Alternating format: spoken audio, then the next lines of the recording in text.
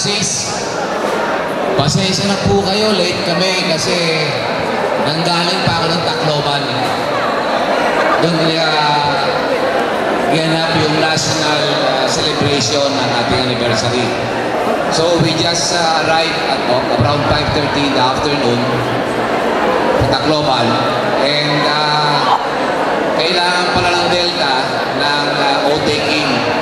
So kailangan muna umuwi kami ng Prandaboy para magpalit ng marong, para mag-O-taking sa Delta. And then, dito na po ako pinagpunta.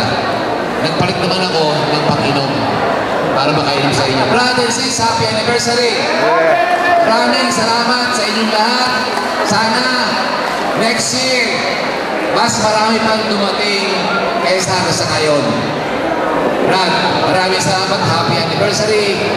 At sana ilagay yung alak sa tiyan, huwag sa ulo. Good evening. Thank you.